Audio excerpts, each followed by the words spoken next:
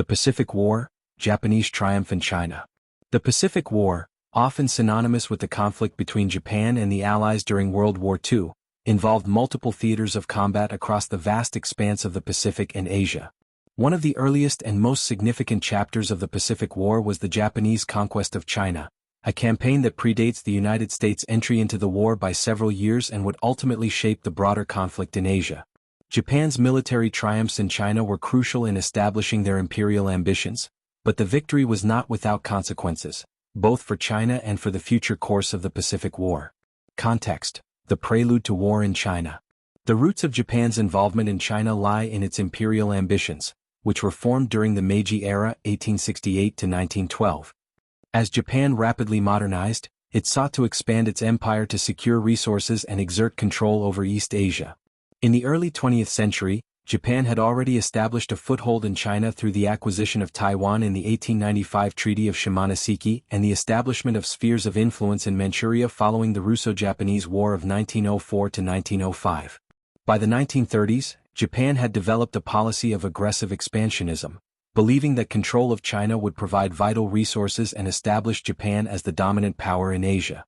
Tensions between Japan and China had been rising since the 1920s, particularly after Japan's occupation of Manchuria in 1931, which was part of its broader strategy to control Chinese territory. The creation of the puppet state of Manchukuo in the northeast of China marked the beginning of Japan's military dominance in the region. In 1937, a series of incidents between Chinese and Japanese forces culminated in the full-scale invasion of China. This event, often referred to as the Second Sino-Japanese War, marked the beginning of an open and bloody conflict that would last until 1945, with China becoming a major theater of the broader Pacific War. The Battle for Shanghai, the initial triumph. In 1937, following the Marco Polo Bridge incident, Japan launched a major offensive into China. The Japanese forces, under the command of General Iwane Matsui, attacked the city of Shanghai, one of China's most important commercial centers. The Battle of Shanghai, which began in August 1937, was one of the first large-scale engagements of the war and demonstrated Japan's overwhelming military strength.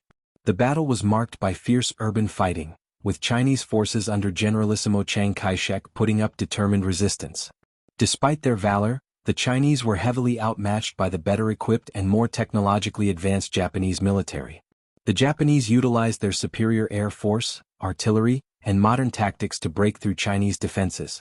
After nearly 3 months of intense fighting, the Japanese forces captured Shanghai in November 1937. The victory provided Japan with a crucial foothold in eastern China and secured control over the Yangtze River, which was vital for access to China's interior. However, the capture of Shanghai also marked the beginning of a prolonged, brutal occupation of large portions of China. The Japanese forces carried out widespread atrocities, including the infamous Nanking Massacre, in which an estimated 200,000 to 300,000 Chinese civilians and disarmed soldiers were killed in an attempt to suppress resistance and intimidate the population. The expansion of Japanese control, northern and central China.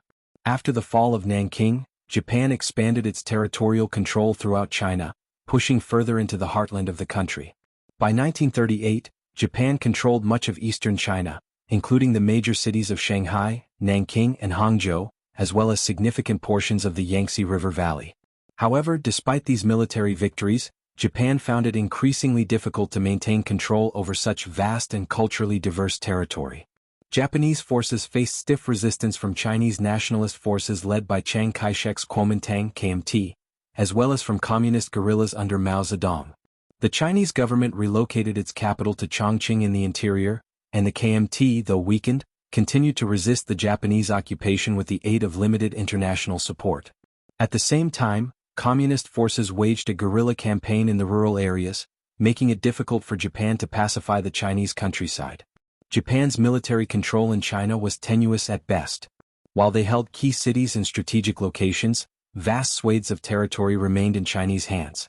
The resistance movements, combined with the harshness of the occupation, meant that Japan's triumph in China was never fully realized.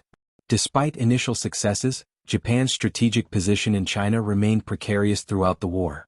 The battle for Changsha and the limits of Japanese power. In 1939 and 1940, Japan launched several attempts to extend its control into the interior of China, but it faced considerable setbacks. The Battle of Changsha, a major engagement in central China, marked the limits of Japan's success in the region. Japanese forces attempted to seize Changsha, an important industrial city, but they were repelled by fierce Chinese resistance. The battle demonstrated the difficulties Japan faced in maintaining its grip on China, despite its initial military successes. By 1941, Japan had effectively secured the coastal and industrial regions of China but had failed to completely crush the Chinese government or its forces. The Chinese, despite being under tremendous pressure, continued to resist and maintained a prolonged war of attrition. Meanwhile, Japan's decision to attack the United States and its allies in the Pacific in December 1941 would divert attention and resources away from the Chinese front, ultimately giving China a much-needed respite. The impact of the Japanese triumph in China. The Japanese military triumphs in China, while extensive, were never complete. Japan had captured many vital regions and cities but struggled to suppress Chinese resistance and fully control the country. Despite early successes, Japan's strategic overreach, combined with the strength of Chinese nationalism and the logistical challenges of maintaining control over such a vast landmass, proved to be significant obstacles.